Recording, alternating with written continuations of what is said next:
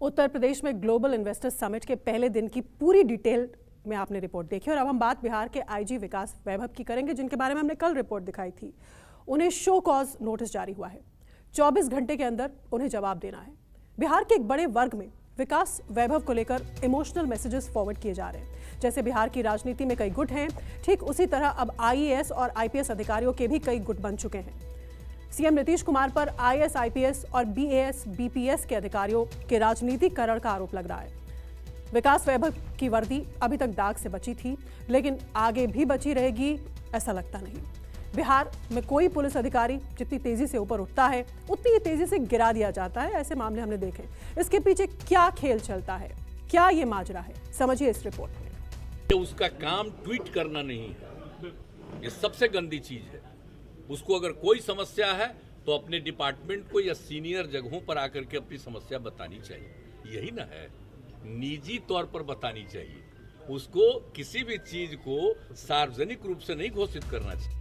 तो साहब किसके साथ हैं? साहब का संदेश किसके लिए है? यह समझने के लिए किसी रॉकेट साइंस को समझना जरूरी नहीं है और विकास वैभव अच्छे से समझ गए होंगे कि अब आगे क्या होगा। अब इसे संयोग कहें या प्रयोग, 2 महीने की छुट्टी मांगी थी आईजी विकास वैभव ने। छुट्टी तो मिली नहीं, शोकॉज मिल गया। शोकॉज में लिखी बात और सीएम साहब की बात के बस शब्द बदल दिए गए थे, वरना मजमून सबका एक ही जैसा था। एक बात आप अच्छी तरह जान लीजिए, कोई भी नौकरी करता है, ऑफिसर है, ये उसका काम ट्वीट करना नहीं है। ये सबसे गंदी चीज है। उसको अगर कोई समस्या है तो अपने डिपार्टमेंट को या सीनियर जगहों पर आकर के अपनी समस्या बतानी चाहिए। यही ना है, निजी तौर पर बतानी चाहिए। उसको किसी भी चीज को सार्वजनिक रूप से नहीं घोषित करना चाहिए। ये है कानून। खबर तो ये भी है कि न सिर्फ विकास वैभव बल्कि होमगार्ड और फायर सर्विस में तैनात कई अधिकारियों ने अपनी शिकायत को चीफ सेक्रेटरी, होम सेक्रेटरी और अन्य अधिकारियों तक भी बताई थी, लेकिन इस पर शोभा पर कोई कार्रवाई तो नहीं हुई और ना ही यह खबर मुख्यमंत्री नीतीश कुमार तक पहुंचाई गई। तो क्या ऐसा सब कुछ जानबूझकर किया गया? मंत्री जी कोई फाइल भेज रहे हैं, ब्यूरोक्रेट्स कहीं ना कहीं से उस पर एक ऑब्जेक्शन लगा करके उस फाइल को लौटा दे रहे हैं या रोक दे रहे हैं, या उस फाइल की संचिका को आगे बढ़ा ही नहीं रहे हैं। तो जब ये आदत में शुमार हो गई है तो वो तो अपना उस तरह का व्यवहार करेंगे, या मुख्यमंत्री से उनको इस तरह का पीठ ठोक दिया जाता है कि नहीं नहीं, बस विभाग तो आप ही को चलाना है।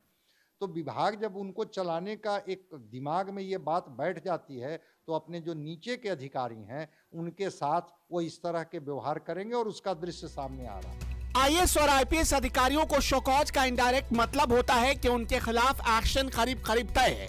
ये नेताओं को मिलने वाले शोकॉज की तरह नहीं होता। वैसे बिहार में विकास वैभव कोई पहले नहीं है। इस लिस्ट में पहले भी कई नाम जुड़ चुके हैं। शिवदीप लांडे के साथ क्या हुआ, किम शर्मा कहां साइड कर दी गई, किसी को खबर नहीं लगी। राकेश दुबे कहां चले गए।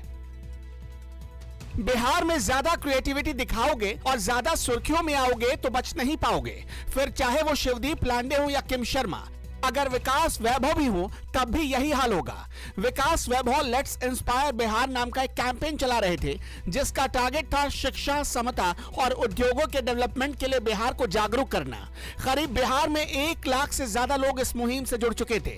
लगातार कॉलेज में पढ़ने वाले हों या कॉलेज पास आउट, यूथ के बीच विकास वैभव की लोकप्रियता बढ़ती जा रही थी। तो क्या बढ़ती लोकप्रियता ने बंटाधार कर दिया? लगातार बिहार के अधिकारियों को गाली दिया जाता है बाहर दूसरे राज्यों के अधिकारी के द्वारा।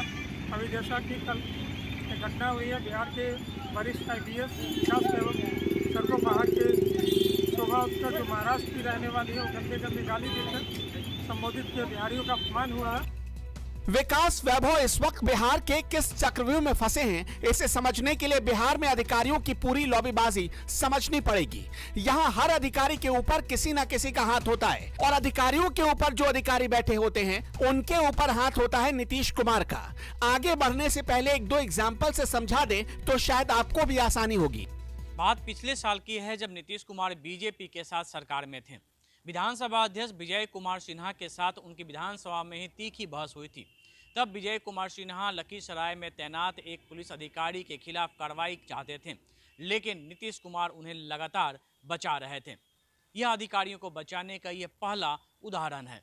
संजय सरावगी बीजेपी के विधायक है। करीब 1 साल पहले विधानसभा के अंदर उन्होंने एक भ्रष्ट अधिकारी का मामला उठाया था। जांच हुई, सारे आरोप सच साबित हुए। नियमतः उस भ्रष्ट अधिकारी पर कार्रवाई होनी चाहिए, लेकिन अंतिम समय में एक सीनियर अधिकारी ने उसकी छुट्टी अप्रूव कर दी और वो भ्रष्ट अधिकारी कार्रवाई से बच गया। बिहार में सत्ता में बैठे किसी भी चेहरे के लिए हमेशा से 3 कुर्सियां सबसे अहम रही है। राज्य का चीफ सेक्रेटरी कौन होगा, राज्य का होम सेक्रेटरी कौन होगा और राज्य का डीजीपी कौन होगा। पिछले कुछ वर्षों का इतिहास बताता है कि इन तीनों अहम पदों पर कोई ना कोई एक पद पर मुस्लिम चेहरा बैठता है, दूसरे पद पर अपर कास्ट का कोई चेहरा बैठता है और तीसरे पद पर पिछड़ा चेहरा। जानकार कहते हैं कि ऑफिसर्स के बीच संतुलन बनाने का यह नायाब नुस्खा सिर्फ नीतीश कुमार के सीएम बनने के बाद से और परफेक्ट तरीके से अप्लाई किया गया। इसी तरह आईजी, डीआईजी, एसएसपी, एसपी और जिलाधिकारियों की तैनाती में भी फॉर्मूले का विशेष ध्यान रखा गया। बिहार में कार्मिक और प्रशासनिक विभाग के आका है नीतीश कुमार, यानी उनकी मर्जी के बगैर एक पत्ता भी आईएएस और आईपीएस लॉबी में हिल नहीं सकता। विकास वैभव पटना के सिटी एसपी भी रह चुके हैं और एसएसपी भी रह चुके हैं।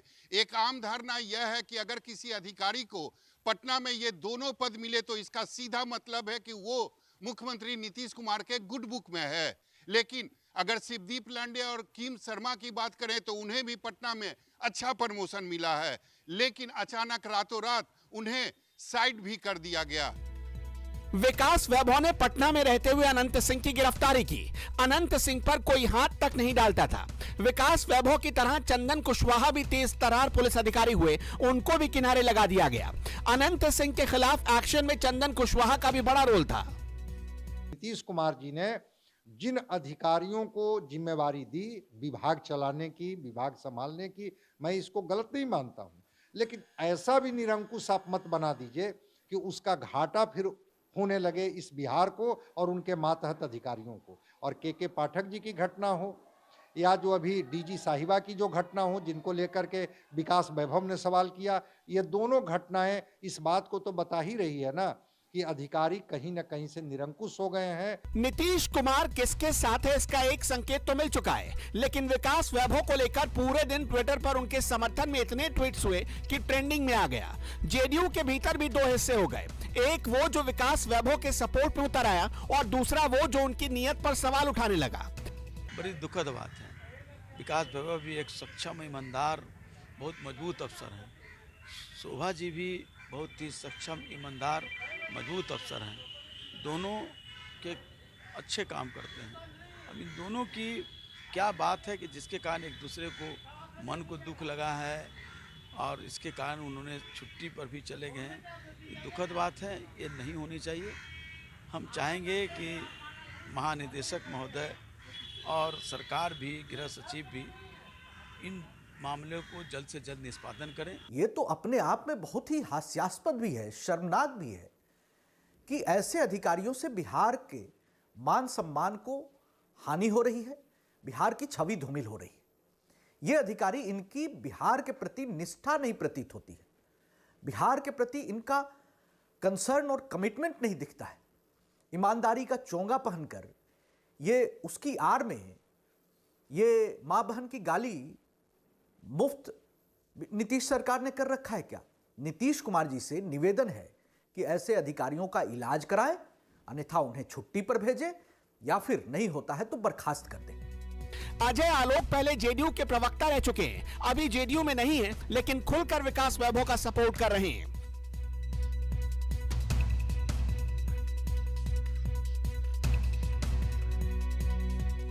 नीतीश कुमार के दौर में नौकरशाही को लेकर सवाल उठते रहे हैं। कहा जाता है कि नीतीश कुमार को सिर्फ अपने चंद अधिकारियों पर ही सबसे ज्यादा भरोसा होता है। पहले ये संख्या 9 थी, आजकल 5 है।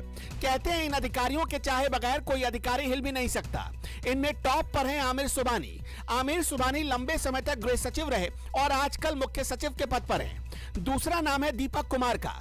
इन्हें मुख्यमंत्री का बेहद खास माना जाता है। मुख्य सचिव के पद पर रहते हुए उन्हें 2 बार सेवा विस्तार दिया गया और फिर अवकाश के बाद इन्हें मुख्यमंत्री का प्रधान सचिव बना दिया गया। तीसरा नाम है डॉक्टर एस सिद्धार्थ। ये बेहद खास और भरोसेमंद अधिकारी माने जाते हैं। ये मुख्यमंत्री के प्रधान सचिव होने के साथ ही कैबिनेट सेक्रेटरी और अपर मुख्य सचिव वित्त विभाग के पद पर तैनात हैं। चौथा नाम है मनीष वर्मा। ये भी काफी अहम भूमिका में रहे हैं। आरसीपी सिंह के बगावत के बाद मनीष वर्मा ने अचानक नौकरी से वीआरएस ले लिया और फिलहाल मुख्यमंत्री के अतिरिक्त परामर्शी के पद पर तैनात हैं। और पांचवा नाम है प्रत्यय अमृत का। इन्हें भी मुख्यमंत्री का विश्वास पात्र माना जाता है। इनके जिम्मे 2 महत्वपूर्ण विभाग हैं, अपर मुख्य सचिव स्वास्थ्य विभाग और अपर मुख्य सचिव पथ निर्माण विभाग। हम इन अधिकारियों की तारीफ आपसे क्यों करवा रहे हैं? क्योंकि विकास वैभव ने इनमें से 2 अधिकारियों को अपने साथ होने वाला वाकया बताया था, लेकिन ऐसे अधिकारियों के खिलाफ कोई एक्शन नहीं हुआ। अब उल्टा सीएम ही विकास वैभव को अल्टीमेटम दे रहे हैं। बिहार में ऐसे कई आईपीएस अधिकारी हैं जिनका ग्राफ काफी तेजी से ऊपर चढ़ा तो उतनी ही तेजी से नीचे भी गिरा। ऐसा इसलिए किया जाता है ताकि वो कंट्रोल में रहें। ऐसे कई आईपीएस अधिकारी हैं जिन्होंने काफ़ी अच्छा काम किया, लेकिन उसके बाद उन्हें एक बार सरकार की नज़रों में चढ़ जाने का खामियाजा भी भुगतना पड़ा। बात चाहे किम शर्मा की हो या फिर दूसरे अधिकारियों की। कई ऐसे अधिकारी हैं जो वर्षों तक फील्ड पोस्टिंग के लिए बाट जोहते रह गए, लेकिन उन्हें अलग अलग डिफरेंट मुख्यालय में ही पोस्टिंग दी गई। ऐसा इसलिए किया गया क्योंकि जो अधिकारी एक बार नीतीश कुमार के पंच ऋषियों के नज़र पे चढ़ गया, उसके बाद तो खेला हो गया। सहयोगी सौरभ कुमार के साथ अमिताभ ओझा, पटना न्यूज़ 24।